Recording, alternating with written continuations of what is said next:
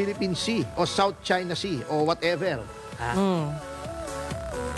Anak ng pating, hello? Eh kung ayaw niya, hindi naman siyang gumagawa ng foreign policy. Kung hindi yun ang opinion niya. Vice Presidente lang naman siya. May say ba siya sa foreign policy? O, ano ba naman yan? Talagang buhol-buhol. Buhol-buhol, magulo, di ba? Pag buhol-buhol. Oh, diba, yeah. buhol-buhol yung buhok mo, buhol-buhol yung alambre. Opo, hindi. Diba? May shortcut kasi. Sige po. Oo. Buhol-buhol ni De Lima, yung kanyang ginawa. Buhol-buhol yung ginawa niya. Grabe Oo. mo katawa sila. Oo. Buhol-buhol. Sige Ano ba sinasabi ko? Ba't natawa kayo? Oo. Yan. Anong gross incompetence? Kasi pag sinabi niyong ganito lang, alam niyo po ang nangyari pagka vague ang accusation, it violates the due process clause of the Constitution. What does the due process clause state? Dapat, kung magcha-charge ka, may particularity, may specificity. Anong ginawa ko? Kasabihin lang, oy, ikaw, mamamatay tao ko. Bakit mo sinabi? Sinong pinatay ko? Kailan ko pinatay? Saan ko nilagay yung bangkay? Nasaan yung bangkay? Paano ko pinatay? Nilason ko ba? Binaril ko? Sinaksak ko? Di niya alam. Wala. Ayun. Ba't na namatay? Pinakitahan ko ng litrato ni Benny Abante, kaya inatake sa puso. Ano bang nangyari? Anong cause of death? Oh, Hello. unexplained wealth. Oh. Puro kalokohan eh. Oh, eto pa.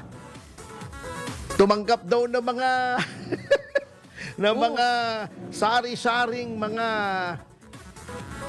suhol sa mga drug personalities. Oh, Hindi nga nila alam kung saan eh. sino? Saan? Kailan? Napo. Oh, eto pa. Eto, kung nakakatawa yon sa tingin ninyo, eto pa. Kasi daw ayaw niyang sumagot doon sa congressional inquiry, yung sa inquiry ng Quadcom, Opo. o yung hindi pala Quadcom, I'm sorry, yung public accountability, yung blue ribbon ng House. Okay. Dapat daw siyang impeach. Eh, ang gulo nga, marami pang legal question doon kung yung tinatanong sa kanya ay within the scope of the legislative inquiry, anong legislative inquiry, anong legislation ang kailangan, etc. Sumunod ba to sa due process? Sumunod ba to sa Ong versus Senate Blue Ribbon, etc., etc. May legal question pa nga eh. Itong pinaka-kengkoy. Ano po yun? Para sa akin, no? Ito mga kengkoy. Nagtangka daw siya, ha? Take note, nagtangka na humingi ng 650 million in secret funds. Nagtangka. Hindi binigyan, hindi ginastos. Nagtangka. Krimen na ba ngayon na nagtangka? Nagpapatawa yata itong si Laila De Lima. Kung gusto niyang matawa yung mga tao, all she has to do is magpakita siya sa TV. Matatawa naman. Attorney, ano ba yan? Pwede rin naman sumayaw siya. Di ba may mga videos siya sumasayaw? Palabas na lang natin yung video ni De Lima para matawa yung mga tao. Oh my God! Alam mo, side by side, may nag-video side by side sa kanila ni Congresswoman Luistro. Opo. Magkamukha talaga sila. Kaya mo na yun. Oo, pero wala namang masama kung magkamukha. Diba? Parang silang babae. Oo, ayun. Maganda. Okay, nagtangka. Hindi naman binigyan. Natatanda ko yung joke eh. Yung isang lalaki nagre-reklamo sa kumpara niya. Ayan ang kumari mo, grabe. Hingi ng pera. Nung isang beses, humingi ng 10,000. Nung isang beses, 5,000. Nung isang beses, 30,000. Kahapon lang, hiningan ako ng 50,000. Grabe. Umaabuso na. Binigay mo ba? Sabi niya, anong ginagawa niya sa pera? Malay ko, hindi ko naman binibigyan eh. Ano ba yun? Kaya nga eh. Oh my God. Kengkoy. Kengkoy talaga. Eto pa. Ano po? Umalis daw siya sa bansa nung nagkaroon ng Super Typhoon Karina. Bagyo yun. Alam mo actually, ito ha, nung binabasa ko yung articles of impeachment, kunirot ko yung sarili ko. Akala ko nananaginip ako. Totoo ba ito? Nilagay nila ito sa articles of impeachment. Grabe. Dating Secretary of Justice, dating Chairman ng Commission on Human Rights, dating senador na ipinagyayabang magaling daw siya sa batas. Can you imagine, pumayag siya na ilagay ito sa articles of impeachment at siya pa ang tagapagsalita. Para lamang magkaroon siya ng publicity dahil tumatakbo siya sa party list. Yun na. O, dahil alam niya hindi siya mananalo bilang senador, nag-party list na lang ngayon, gusto niya ng publicity. Obvious na obvious itong mga ulalong ito katulad ni Chel Joc. Nalaman ng mga mangingisda na may kaso na sila daw ang nag-file, pumunta sila sa Supreme Court. Di boss, mga mahistrado, di namin kilala yan, di naman namin abogado. Ala. Baka hiya-hiya. That is the kind of people na para lang makita yung muka sa telebisyon kasi tumatakbo ba ang senador? Ano ba tinatakbo nito? Di ko alam eh. Hindi naman sa karera, ano? Kabayo. Pero ano sir, si ano, Nasabayon pa natin dyan, Wenner. Yung doon yata tumatakbo si Chel Joc. Yan, oh. Yan. Karera ng kabayo. Yun. Oh, and running Chel Joc no in the inside followed by... marunong kayo Marunong kayong mag-speaker ng ano, karera. Ayan. Ay, nako talagang... Eto ba? Hindi ko maintindihan talaga. Talagang ang sakit ng tiyan ko Kaya panay ang punta ko sa CR nung binabasa ko itong impeachment. Oh. Jerbox tong impeachment na to talaga. Ba't nagkaganon sila? Ito mo ha. Ito. Ayaw daw niya na ikondena ang China tuwing pumapasok sa West Philippine Sea o South China Sea o whatever. Anak ng pating, hello?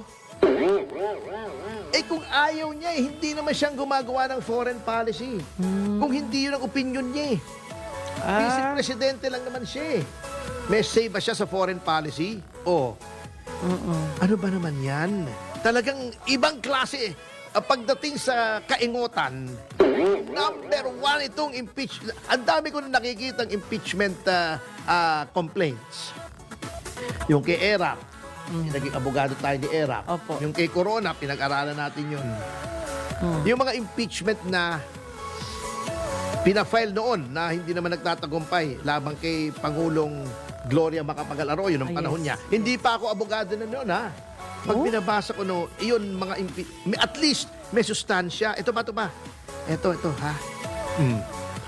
Yun daw pagsabi kasi hindi siya umattend ng 2024 State of the Nation, di ba? Opo. Yung SONA. Sabi niya, di ba, nagbiro siya. Sabi niya, I'm the designated survivor. Yun daw ibanta sa presidente. May malaki na talaga sira ng complainants na to. Can you imagine? Hindi siya pumunta, hindi naman pwedeng pilitin ka, imbitahan ka sa SONA, Correct. pero kung ayaw mo, di wag mo. Correct. Dagos nagbiro siya, designated survivor ako. Ito yung designated survivor kasi walang alam itong mga to kundi mag-Google, manood ng TikTok. Kung ano-anong yung echo chamber nila sa social media, sila ang nag-uusap. Hindi siguro nanonood ng cable ito or Netflix yung may designated survivor. Yes. Joke po yun. Hindi nyo nakuha. Hindi po namin kasalanan kung walang laman ang utak nyo. Eto, dahil daw dinipensahan si Pastor Kibuloy. Can you imagine that? Impeachable offense yun? Impeachable? Oh my God! Hindi ko na kaya. I cannot. Oh no! I cannot! Bakit nagkaganon?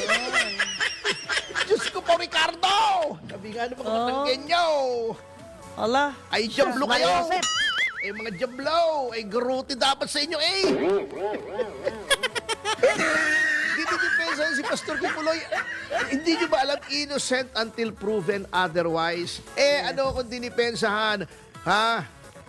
High crime yun? I-demanda nyo rin ako Grabe, no? sa pagdidepensa kay Pastor Kibuloy. Diyos, talagang Diyos te salve Maria, lleno eres de gracia. Attorney, di ba? Eto pa, hindi pa tapos. Sige, But sige. wait, Sige. there's more! Okay. Nagdabog daw kasi. Nagdabog! Kasama Papasay. yon. Throwing a tantrum when certain police personnel assigned to her security were recalled. Nagdabog Nagdabog! Impeachable offense, nagdabog! Alam mo, kung di lang matikas itong mikropono to, hampas ko sa ulo ko eh. Wag. Masisira ulo ko din sa mga to. God sumabi! Oh my God. God sumabi! Nagdabog! Talaga, nagdabog? Really? Ay, nako. Ay, nako. Talagang, ito. Ito ba? Impeachable offense daw to. Dahil gusto daw niyang hukayin yung bangkay ni Pangulong Marcos Sr. Impeachable! Really? Eh, di ba? Dilima.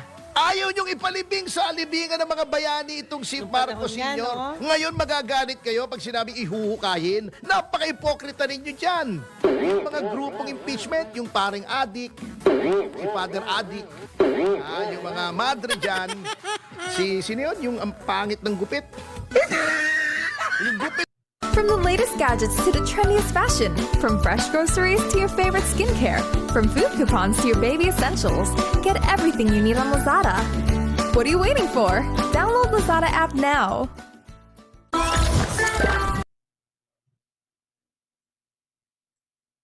Mas ba yung barbero noon pag hinabol na lang sa kabila? Eh, choice niya yun. Choice. Choice niya yung maging katawa-tawa yung gupit niya. Okay lang. Free country, hindi natin siya ipiligsain dahil... Magpagupit kaya akong ganun. Wag. Eh, kahit bayaran mo ako 1,000,000, di ako magpapagupit ng ganun. Ang ipokrito ninyo, mga paret-mari ko. Ay, nako, Oo nga talaga. pala, no, kasama rin sila dun sa ano. Dios mío, caramba. Eso es terrible, absolutamente ridículo. Yan. Amura tuloy ako sa Spanish eh. Talaga. Oh my Dahil doon, really. Ay, talagang mababaliw ka. Anyway, alam mo, I cannot talaga eh. I cannot. Hindi kaya, ewan ko ba itong kailangan yata nang kumain muli ng sabay itong si Senator De Lima. Oh, yeah. Hindi, kasi brain food, maraming potassium ang saba. Oh, Kaya pag yeah. nakakakain ka noon, yung potassium kailangan yun sa yung mga kuryente sa katawan, yung mga ugat-ugat para mabuhay. Oo, baka kulang lang sa saba, Senator De Lima. Oh, yeah. Eh, padadalang kita ng isang, anong tawag doon? Hindi, attorney, Isang baka piling ng saba. hindi lang niya na-review. Yung saba? Hindi yung ano, yung... Bakit siya pumayang mag-spokesman? Oo. Anyway, sa notang yan ay magbabalik ang Yes, Yes, Yo! Top